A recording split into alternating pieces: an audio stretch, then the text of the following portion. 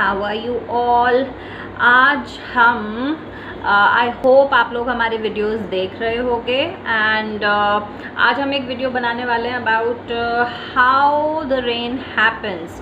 Actually this is monsoon season चल रहा है और रेन हो रही है। This Weeknd the rain has happened. तो बूवी वाज आस्किंग मी, बूवी ने क्या पूछा था मम्मा को कि रेन कैसे होती है, रेन कैसे होती है। तो मम्मा थॉट कि मम्मा ने कहा वाटर साइकिल। आपको वाटर साइकिल नहीं पता? बोलो, पता है? पढ़ा है आपने क्लास में पढ़ा है वाटर साइकिल, बट बूवी की एज के काफ़ी बच्चों ने वाटर साइकिल ऑलरेडी पढ़ा होगा। सो पर भूल जाते हैं बच्चे, ठीक है। तो मैं इसलिए आज एक्सप्लेन करती हूँ आप लोगों को कि how does rain happen and what is water cycle.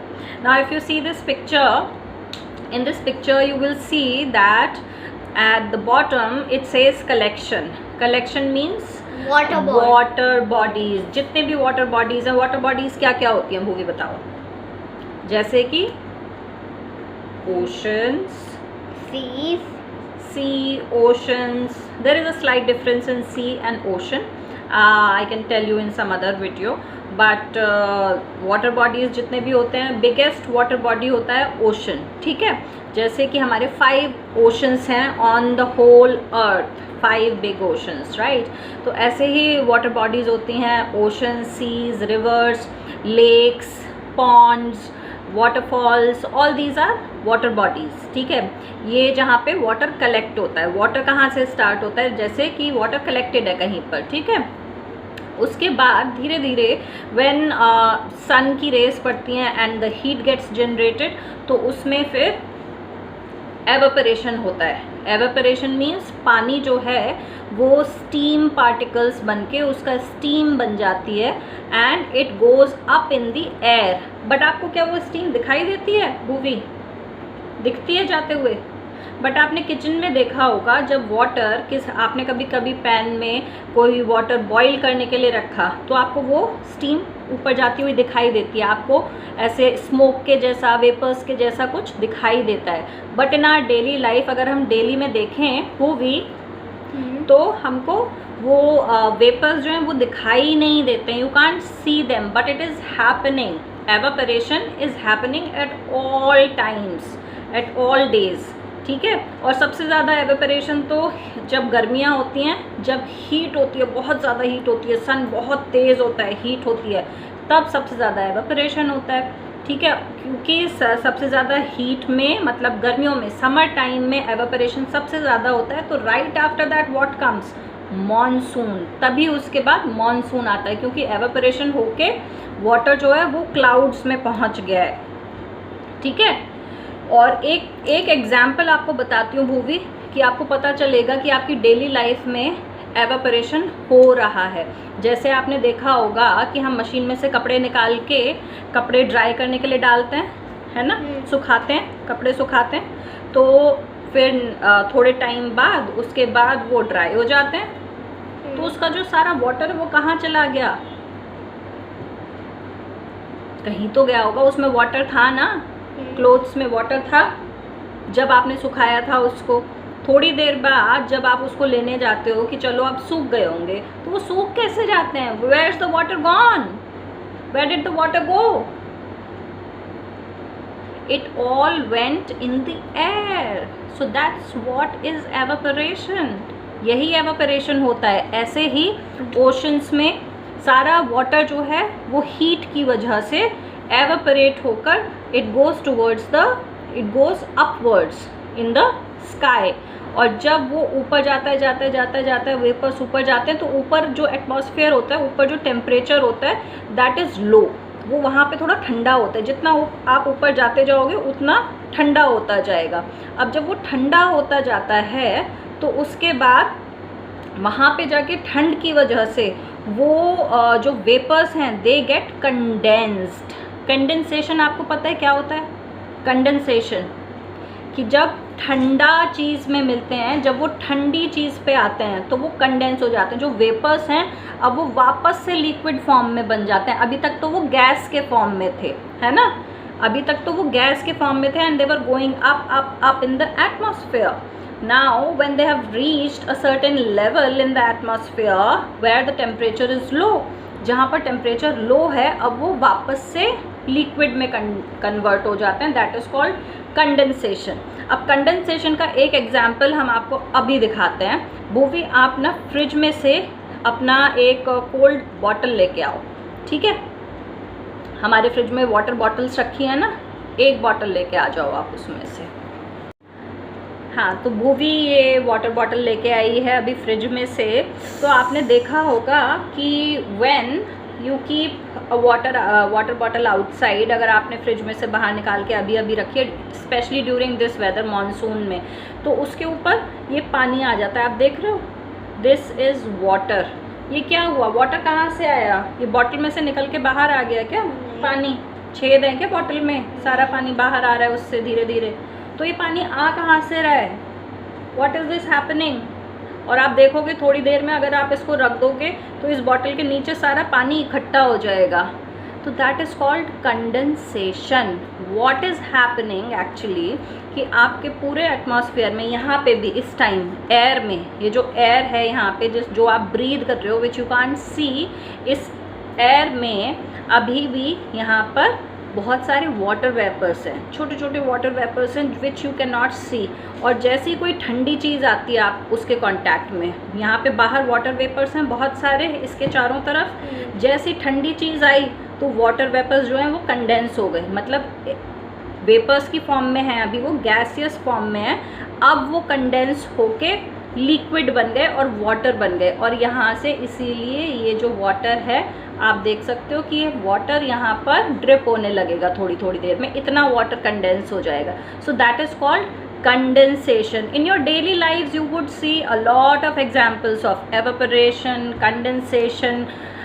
फिर अब जब कंडेंस हो गए, जब ये वाटर वेपर्स ऊपर क्लाउड्स में चले गए भूवी, ठीक है, क्लाउड्स में जाके, क्योंकि वहाँ पे थोड़ा सा टेम्परेचर लो होता है, थोड़ा नहीं काफ़ी टेम्परेचर लो होता है, तो वो कंडेंस हो गए, यानी कि वो लिक्विड में बन गए. ठीक है, लिक्विड बन गए. और वो क्लाउड्स जो हैं they are heavy laden with water. Clouds में बहुत सारा वाटर आ गया and that's why clouds look black. The water laden clouds, जिनमें वाटर भरा हुआ होता है क्लाउड्स में, वो हमको ब्लैक दिखाई देते हैं. ठीक है, क्योंकि उसमें बहुत सारा वाटर है और क्योंकि सनलाइट उससे पास थ्रू नहीं हो पा रही, that's why they look black clouds. इसीलिए मानसून में हमको ब्लैक क्लाउड्स दिखाई देते हैं काफ़ी. अब आफ्टर दिस व्हाट हैपन्स कि clouds are filled with water. अब जब दो क्लाउड्स के अंदर बहुत सारा पानी आ गया, खूब सारा पानी आ गया, मान लो आपने एक बलून में पानी भर दिया बहुत सारा, और बलून भरता चला जा रहा है, भरता चला जा रहा है, और आपने भर दिया, थोड़ी देर में क्या होगा, वो ब्लास्ट हो जाएगा. वो ब्लास्ट हो जाएगा. इससे ज़्यादा वो कंटेन नहीं कर सकता, बिकॉज इट कैन नॉट कंटेन मोर वाटर देन दिस. तो ऐसी ही सिचुएशन आती है in the clouds. That is called precipitation. Precipitation में क्या हो रहा है कि अब इससे ज़्यादा वाटर वो होल्ड नहीं कर सकते cloud. The air is not supporting to keep them suspended. तो अब जो है वो क्लाउड जो है, because of the pull of gravity, gravity एक फोर्स होती है ना जो अर्थ की तरफ आपको खींचती है ना, तो इसीलिए वाटर ड्रॉपलेट्स जब इतने हैवी हो जाते हैं कि अर्थ की ग्रेविटी आपको पुल करने लगती है नीचे, तो रेन हो जाती है. And this rain is called precipitation. इसी प्रोसेस को बोलते हैं प्रेसिपिटेशन. तो आपने वाटर साइकिल का जो movie, look here what I am telling. So water cycle का जो प्रोसेस है, पहले कलेक्शन ऑफ वाटर, मैंने आपको बताया वाटर बॉडीज, ठीक है. उसके बाद क्या हुआ था, कलेक्शन के बाद क्या हुआ था, कलेक्शन में से एवेपोरेशन, एवेपोरेशन के बाद सारा कंडेंसेशन, जब वो वाटर ड्रॉपलेट्स बन गए वाटर क्लाउड्स में जाके, और जब वो क्लाउड बहुत हैवी हो गए रेन से, तो फिर precipitation. Precipitation means happening of rain. और एक चीज़ और भूवी, जब रेन होती है तो थंडर और थंडर और लाइटनिंग होती है. वो आपको पता है क्यों होती है, why does it happen. Lightning होती है और थंडर होती है। आपने सुना होगा ना, बहुत ज़ोर से आवाज़ें आती हैं, तो वो क्लाउड्स क्या कर रहे होते हैं? They are fighting. Are they fighting with each other? जब क्लाउड्स में बहुत सारा वाटर इकट्ठा हो जाता है तो उनमें एक टाइप की इलेक्ट्रिसिटी जनरेट होती है। ऊपर क्लाउड्स के ऊपर पॉजिटिव चार्ज होता है और क्लाउड्स के नीचे की तरफ नेगेटिव चार्ज होता है। ऊपर टेम्परेचर कम होता है इसलिए आइस पार्टिकल्स होते हैं क्लाउड्स में, और नीचे की तरफ थोड़ा सा वार्म होता है तो वहाँ पे वाटर होता है। ठीक है, तो जब आइस और वाटर आपस में ऐसे फ्रिक्शन कर रहे होते हैं, ज़ोर ज़ोर से फ्रिक्शन कर रहे होते हैं, जब फ्रिक्शन बहुत तेज़ हो जाता है तो वहाँ पर इलेक्ट्रिसिटी जनरेट होती है, and that electricity, static electricity, creates lightning. इसीलिए हमको उसमें लाइटनिंग दिखाया। आपने देखा होगा कभी जब रेन हो रही होती है, थंडर स्टॉर्म आ रहा होता है, तो लाइटनिंग देखी है आपने भूपी कभी, है ना? मैंने तो इतनी बड़ी लाइटनिंग देखी। हाँ, तो वो स्टैटिक। मैंने जयपुर के नाइट को देखा था। हाँ, जब हम जयपुर घूमने गए थे और हमने रास्ते में देखा था, है ना, कितनी लाइटनिंग। व्यान भैया तो अपने सनरूफ पे खड़े हुए थे। हाँ, वो अपनी सनरूफ में से निकल के देख रहे थे। एक स्टॉर्म आ रहा था उस टाइम पे और हमने लाइटनिंग को बहुत क्लियरली देखा था। It was a very big strand of lightning, है ना, था ना, बहुत बड़ी लाइटनिंग। और एक कॉन्सेप्ट और है इसमें भूवी, कि जब लाइटनिंग और थंडर होता है तो हमें, आपने अगर ध्यान दिया हो किसी ने, कि लाइटनिंग के टाइम पे हमको लाइटनिंग दिखाई देती है पहले और थंडर उसके थोड़ी देर बाद सुनाई देता है।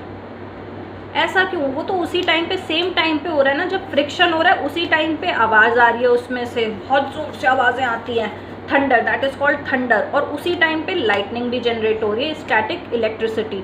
पर हम जब देखते हैं क्लाउड्स में तो हमको पहले लाइटनिंग दिखाई देती है। सीधे बैठो भूपी, ऐसे नहीं करो। पहले हमको लाइटनिंग दिखाई देती है और थोड़ी देर बाद हमको थंडर सुनाई देता है। ऐसा क्यों? वाई?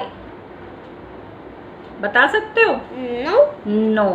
अब मान लो थंडर क्या है? साउंड, है ना, और लाइटनिंग क्या है? लाइट।